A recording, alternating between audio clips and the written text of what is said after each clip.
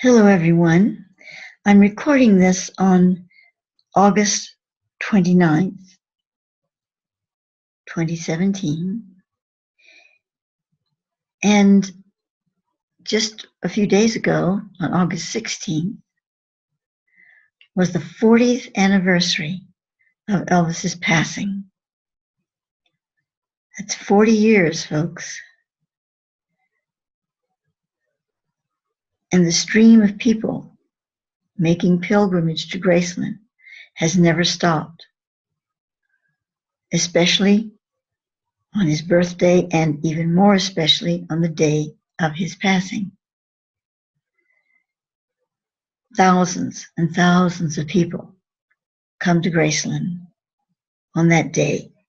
And this anniversary, apparently more have come than possibly ever before.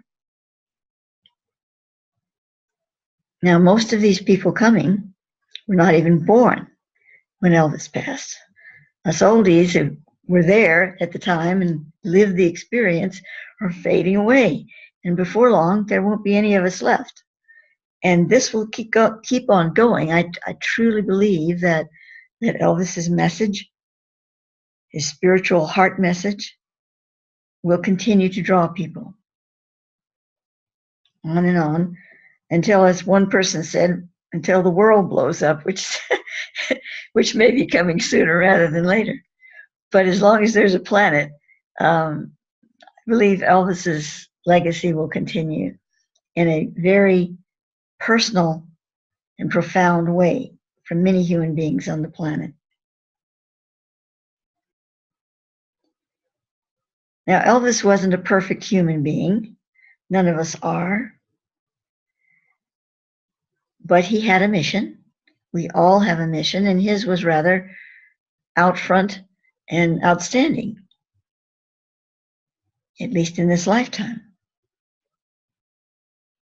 We all get our turn at being in a place that determines history in a big way.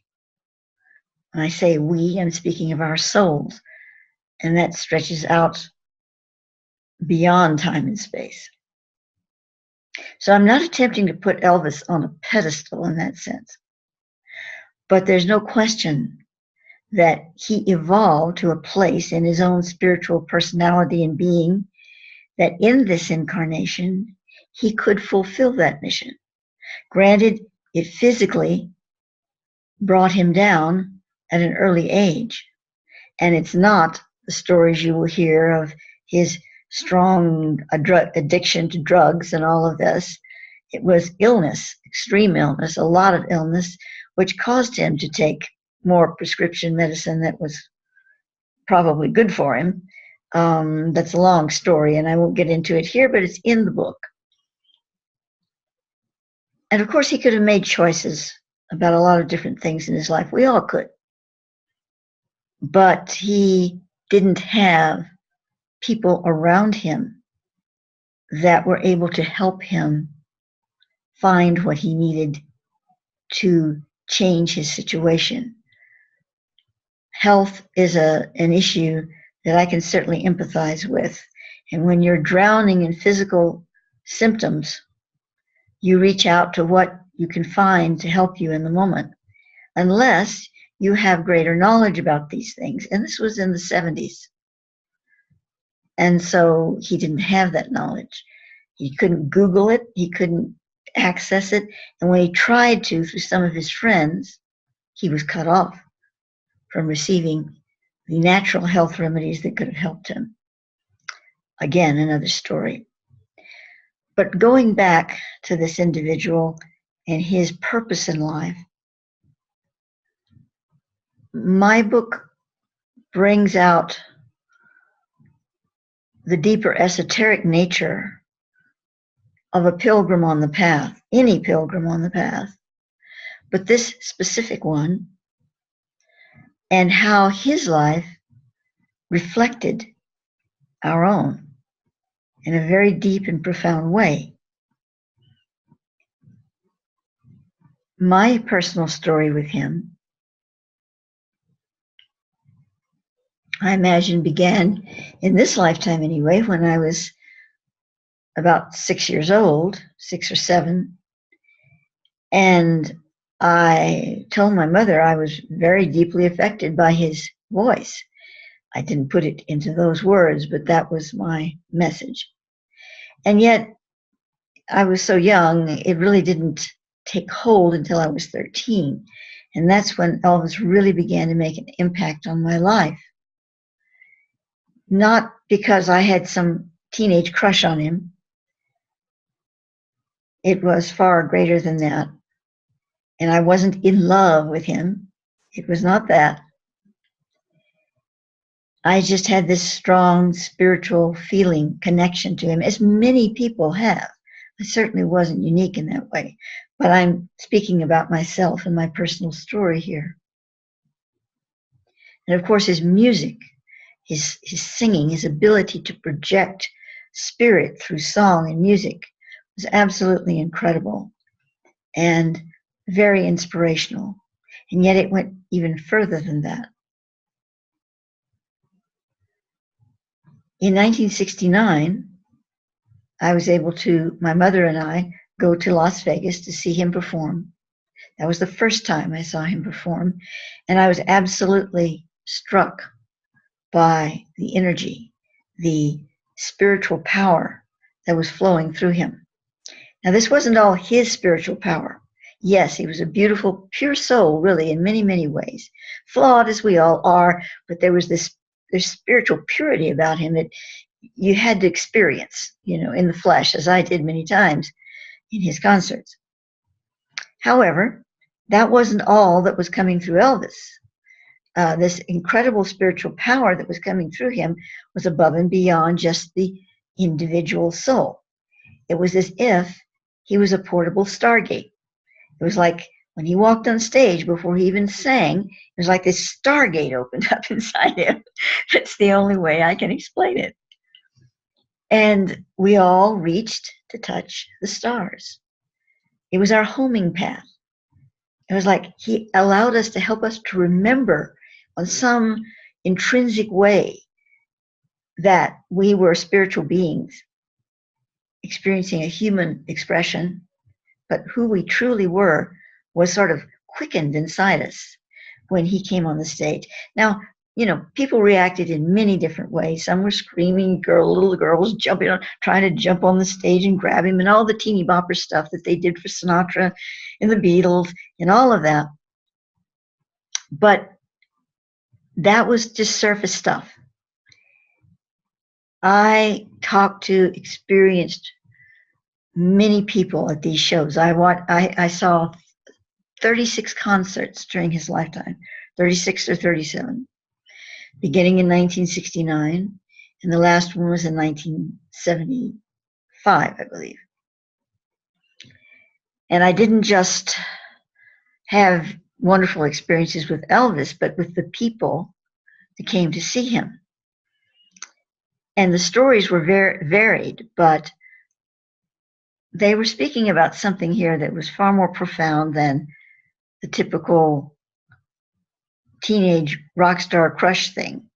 And many of the people that came were older males, and not the ones that were imitating Elvis, but just regular guys with incredible stories to tell about what they experienced with Elvis. So all of this is more or less covered in my book in various ways. And there's also the deeper esoteric part where I go into his past lives, or those that I have touched upon, because my life has been unique as well, in the sense that I have been aided by ultra beings and mentored by one such Thoth Hara all my life, and consciously since 1967 or 8, 67, I believe. And so I'm also able to, or I perceive that I am able to source translate from the Akashic record And I brought through some of Elvis's past lives that are in this book, as so far as my perception is concerned. And the interesting thing about it is that many years later, when I met Wanda June Hill, which is another big part of the story, she was able to supply me with transcripts of Elvis speaking about some of these lifetimes. So when we look at Elvis, we see ourselves in a broader stroke of the pen. It's like a quickening or awakening on some level. Of course, many people were not affected by Elvis at all. They saw him out of the corner of their eye, and it didn't do anything for them because they weren't, on the track of receiving from him. Human beings come from all different quadrants of space and time, and in this lifetime, that wasn't where they needed to receive their spiritual input, which is perfectly okay. But so many of us received it, not exclusively, but received it in one very dramatic way through Elvis Presley.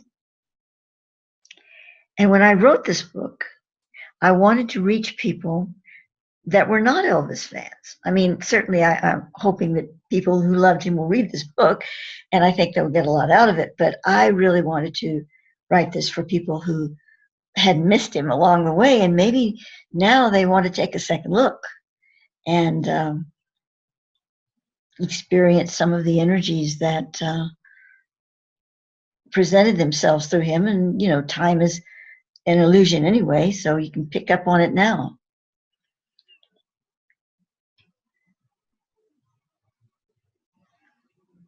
In the book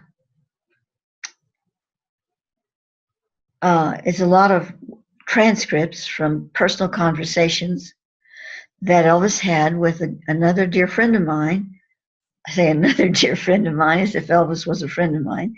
Kind of feel like he was. But a friend of mine, Wanda June Hill. And I met Wanda in an unusual way. After Elvis passed, I read a book she wrote about him. It wasn't just written by her. It was written by her and 12 other people that all knew him in an unusual way through telephone conversations. Because Elvis, being very lonely, he had all these guys around him and everything, but basically he could not talk to them on the level he wished to talk. And he just wanted to reach out to people. He was very, very lonely. So he would call people up. Sometimes he just got the phone book out and called people up. I know that sounds amazing, but it was true. And but he met Wanda in another way, and I detail it in the book, so I won't get into it here. But he continued to communicate with her and her husband and her little daughter at the time, who was 5 or 6. He'd get her on the phone and talk to her, and she just loved it. She didn't know who Elvis was, but she sure loved talking to this fellow, whoever he was. And then he wanted to talk to Wanda's mother, and he wanted, he just he kept on going. He wanted family around him. He liked to talk to families, not just individual people. And so Wanda met people through him. He'd say, "Oh, I have someone you just got to meet," another phone friend, and he'd connect them, and then they'd get to know one another, and that's the way it went. And many years later, Wanda found out he had phone friends she had no idea about, that they were not involved with her at all, but they were other phone friends.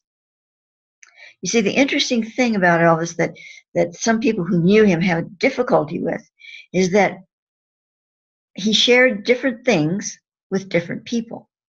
It didn't mean that he didn't feel that person was worthy to hear a certain thing about him. It was just that he felt guided to share certain aspects of his life with different people.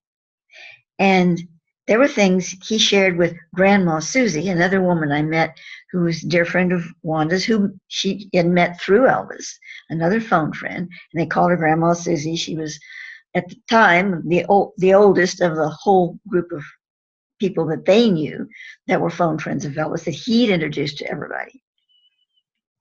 So Grandma Susie knew things that that Elvis told her that he didn't tell Wanda, and he told Wanda things he didn't tell Grandma Susie.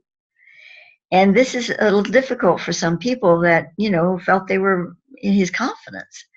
But it wasn't a shutting them out or anything. It was just his way. He was acting on deep instinct as to what he shared with whom.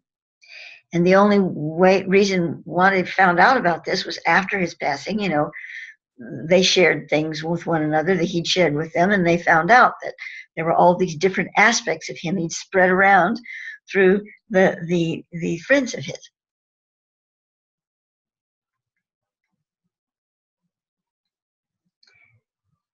Elvis was constantly seeking spiritual truth, especially when he matured a little more in the mid 60s.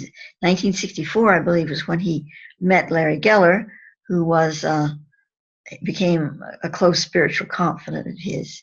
And that's when things really started opening up for him.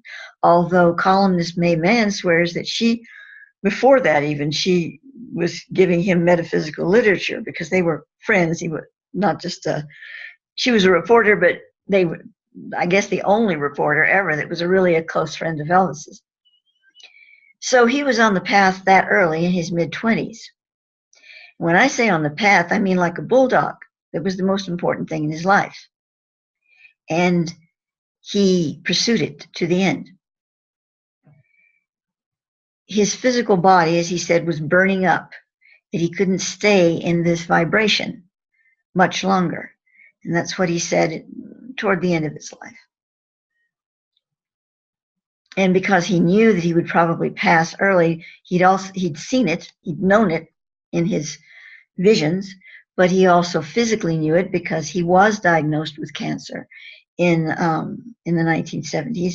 And he didn't tell his family, he didn't tell hardly anyone. There were 1 or 2 to 3 people he told, and that was it. And that was his choice, but that's what he felt he wanted to do. Anyway, so he knew he was coming to a close rather early, and that caused him to want to pursue all of this even further. He wanted to be prepared for the next stage, for the next lifetime, or whatever came after the Elvis life ended.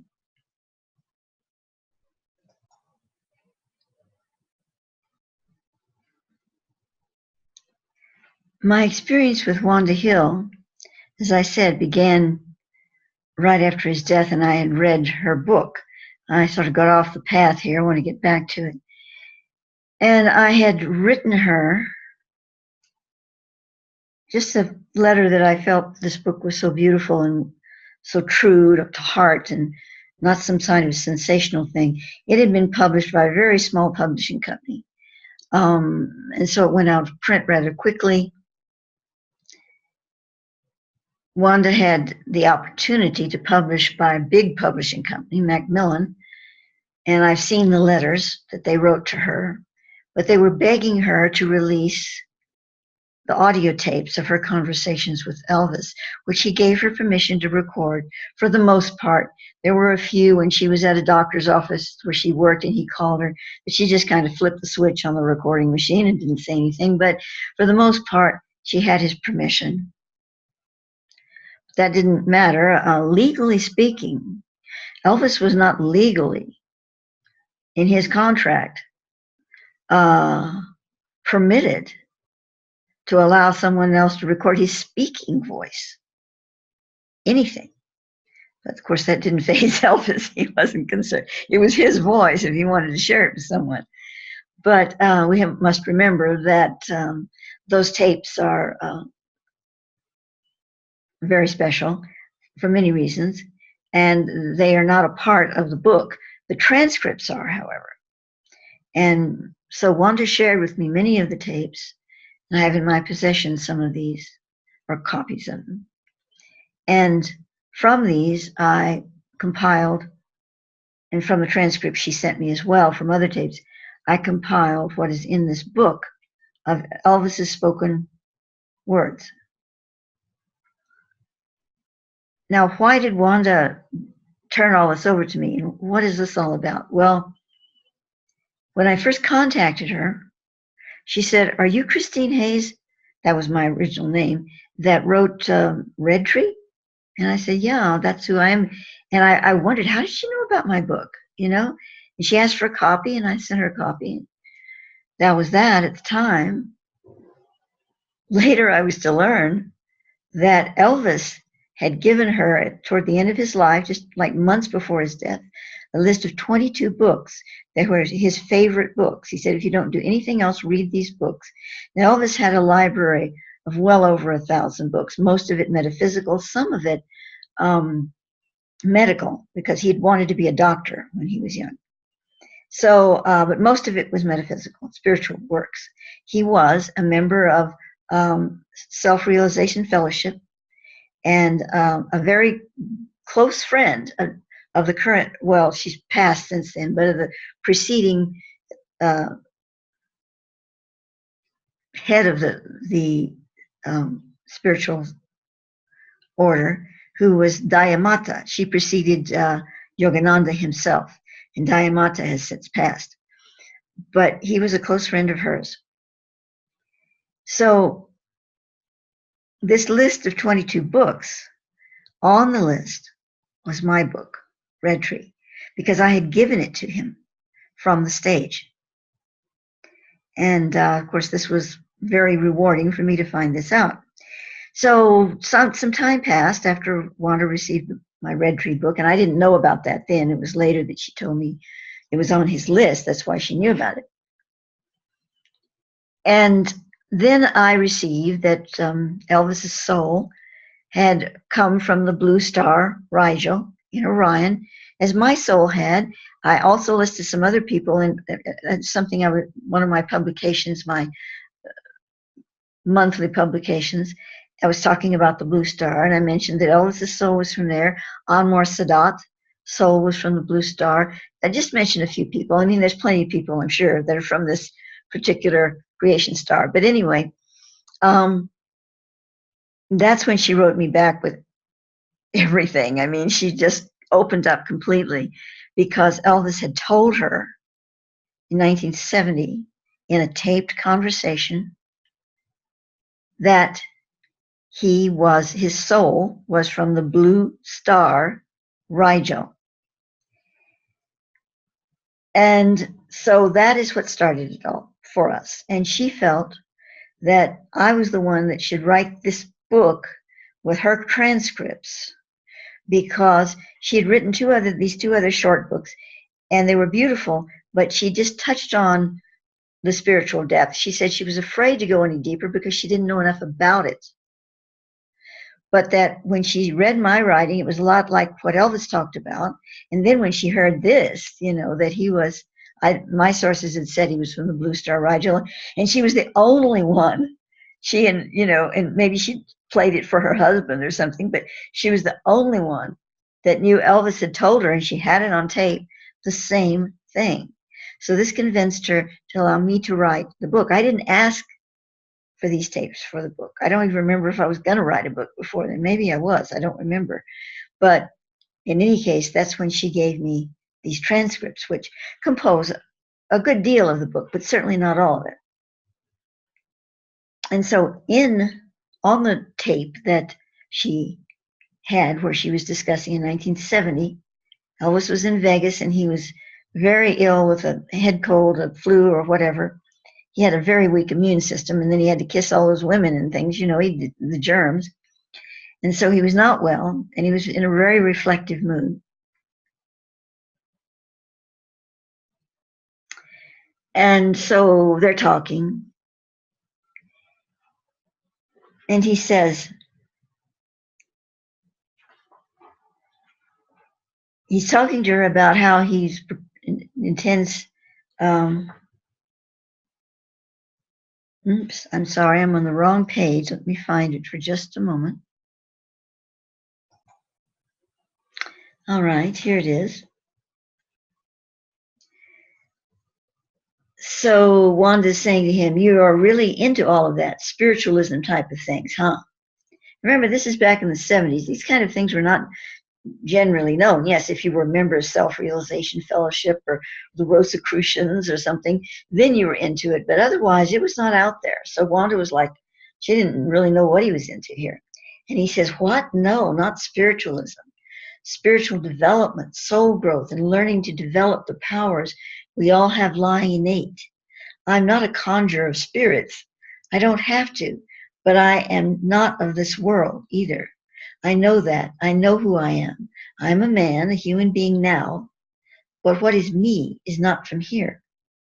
And then there's a pause, because I have a copy of this tape, so I know there's a pause. And then he says, I am from out there. Did you ever hear of Rigel? She says, no. Is it a country or a person? And then Elvis says, a place. My home is near there, my other home, where I am from, and I have the blue star for my sun. I have 8 moons and a mansion beneath the outer shell of my planet. You think I'm making this up, but it's true. You'll know that one day. You'll remember what I told you before you die. You'll see some of it happen, and you'll be involved because you and I are tied together. And you don't know it, but I do. I can't tell you how. I don't remember it, but I feel it in my heart, in my inner self, and so do you. Why are we talking? Why else are we talking about this? Why are you here? Why am I? I care about you because you are a part of my past, as I am yours, and together it makes that tie in this life. Because of you and me, things will happen. People will do things and have opinions and change minds and perhaps be more content, happier, because of you and me knowing each other. That is life.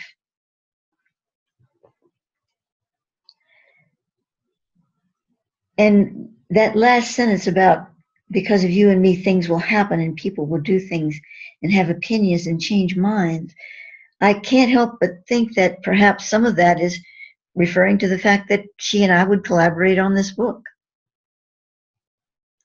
And I've not really been able to do much with this book because I did have it self-published through Balboa, which is a subsidiary of Hay House.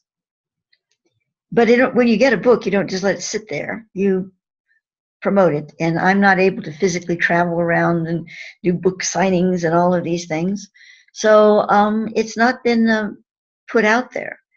The people that I have read it, who have written to me, and many of them, most of them actually, are not quote unquote Elvis fans, have said they wept while they were reading it. So obviously it's touching deep chords. And I feel this is a book that will see its time, maybe after I'm gone, but it will come forward. But I'm sharing it with you now. So it's coming forward in a way as I speak about it to you at this time.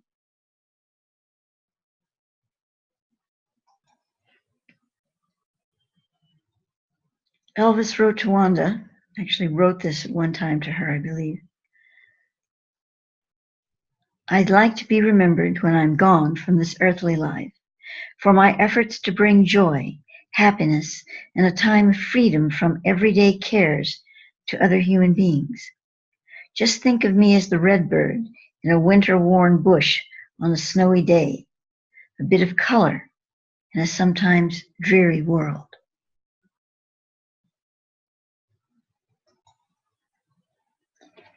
In my Blue Star Love book, I also have a section with copies of pages from books he owned that Wanda gave me, and that have underlinings by Elvis and written in his handwriting, little passages, things he was writing in the books.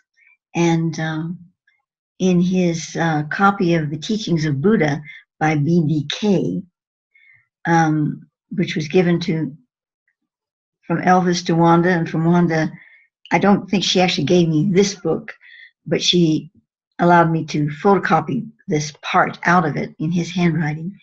And it says, my vow, I promise to try to live a pure life, to practice faith, to seek perfection, to meditate daily, to practice abstinence and free my body from lust of the flesh to the best of my ability. And he signed it his full name, Elvis Presley, just like the autograph. And then in the book, he has circled a particular paragraph, and he writes above it, "So true." And this paragraph is, "For 10 years, the prince was immersed in a round of music, dancing, and pleasure in the different pavilions of spring, autumn, and winter. But even his thoughts reverted to the problem of suffering as he pensively tried to understand the true meaning of human life."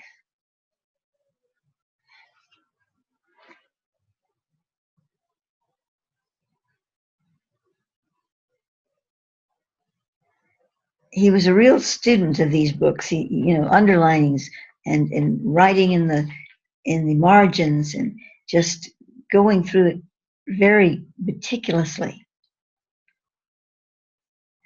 There's one rather funny here.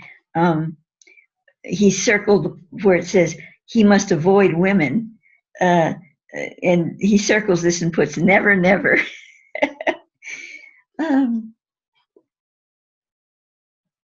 And here's the book list of the 22 books that includes my Red Tree book that he gave Wanda to read. He said, if you don't do anything else, read these books. The Impersonal Life, Joseph Benner.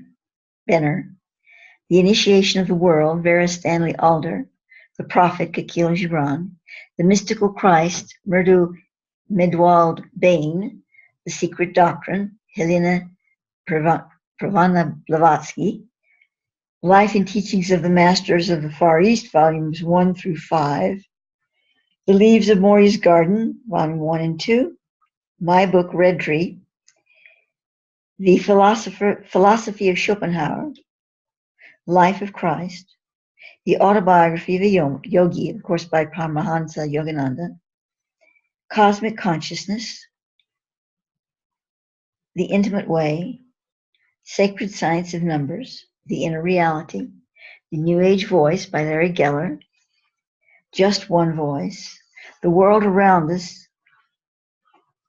The Bible, Old, New, written, revised versions, and lost books thereof. The Agony of Christianity. Joyful Wisdom. The Scientific Search for the Face of Jesus.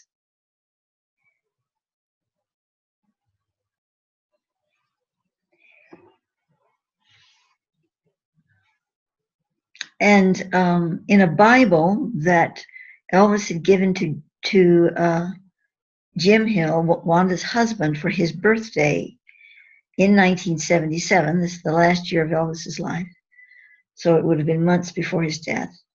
But in this Bible, tucked away inside it, was a poem written by Elvis. And it obviously had been written recently, that year probably.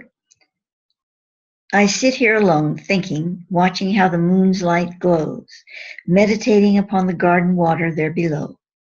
I've only just begun to spend my life, to have some fun. But as I think of all I've lost, the hurt hangs on, so slow to go. I'm now full grown and called a man, but really, is that what I am? My heart's so young, it feels like new. To think I'm getting old makes me very blue. Lord, just let me laugh and be the clown I am. Please give me dignity and grace so I can have the strength to face these final days that seem to race. Let me have some time to do all I can, so facing death won't be such a task. Please, Lord, thy will be done. That's all I ask.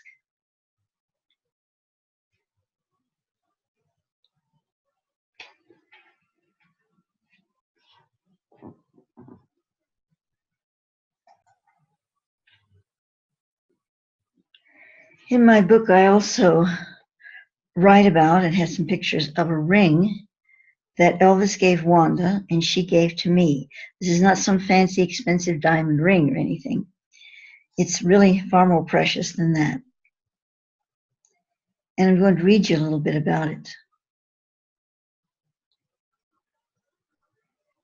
Wanda wrote to me saying that the ring, and I'm quoting from her now, this ring is very heavy, made from some metal, not silver, not all gold, and seems to be brass and something. It is big. On the sides are shields with 3-point tops and oval rounded sides and bottom. On the shields that can be seen, they can still be seen somewhat, it's very well worn and old, are eagles with the wings spread and the head sideways. They are small and they are standing on big boughs, it looks like, though hard to tell, it's so worn.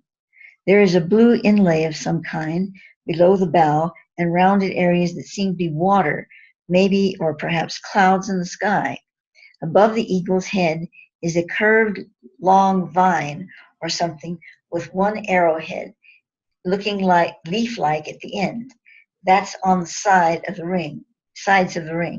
The top has a large base that is beveled to look like, to me, sun rays all around, a center that has raised bed of what looks like copper, and on top of that is set another set that is about 1/2 inch long and a tad less wide, with a cut off top and bottom to the whole thing.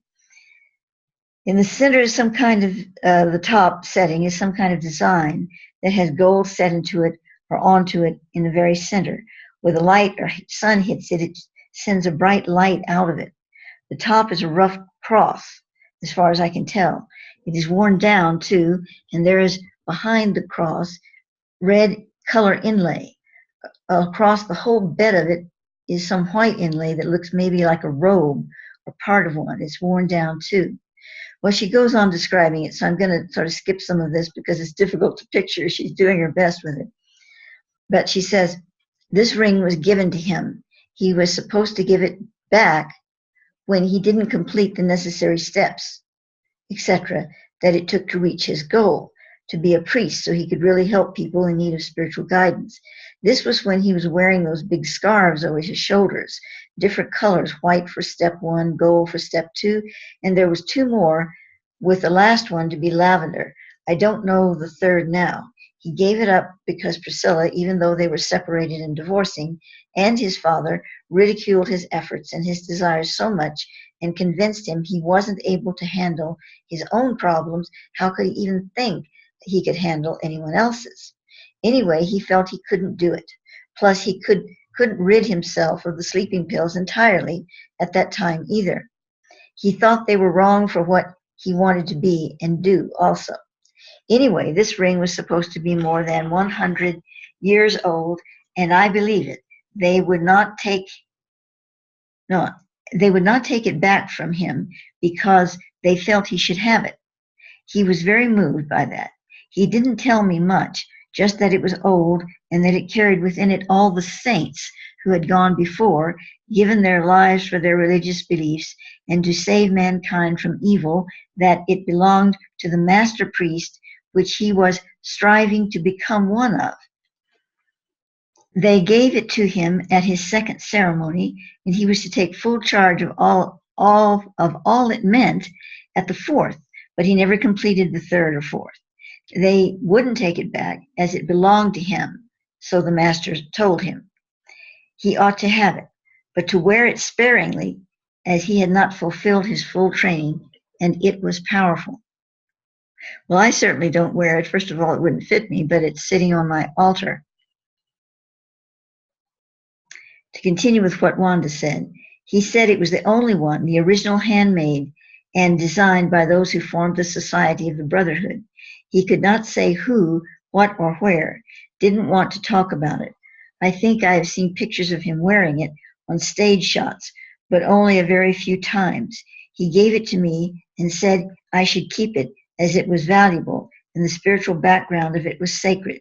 He wanted me to keep it, put it away safe, and leave it there until I found the right place for it, that it would show me when the right time was right. I should never wear it except when I needed to have spiritual strength and understanding, as it would protect and guide me. And then he said those many spirits from the past would be there for me. Well, wow, as I'm rereading this, I'm thinking perhaps I need to not just let it lie there. Perhaps I should use it in some of my sacred work. I'll have to be with that. I don't want to interlope on anything that I'm not supposed to be doing. But he said that the ring would tell her where it was to go, and she gave it to me. And sort of on borrow, but she's never asked for it back. So perhaps I should ask the ring, so to speak, if there's anything it needs to be doing, or perhaps it needs to go back to Wanda or something else. I don't know. But I started taking it for granted. And as I'm reading this, I'm thinking, I need to talk to this ring now. And let's see, where else do I want to go from here?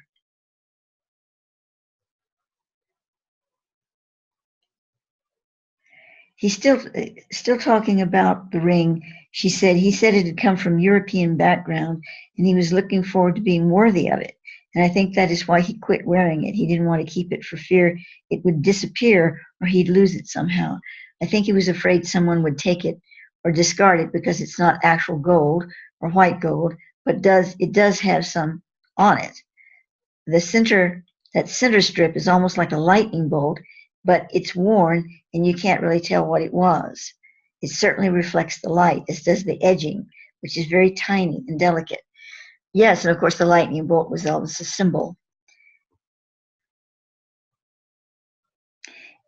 And I continue saying in this book here, my Blue Star Love book, I continue saying, my inner mystical sources also say that Elvis's soul is one of those known as the children of the sun. In correlation with this, Elvis told Wanda June Hill that he began his career in August, the month of the sun, recorded his first record at Sun Studios in Memphis, where his first hit was I Don't Care If the Sun Don't Shine, and that he worshiped the sun in a past life. He continued making comparisons to his life and the sun. He died in the month of the sun, and the last of his mystical costumes, which he wore, was the Aztec sundial suit.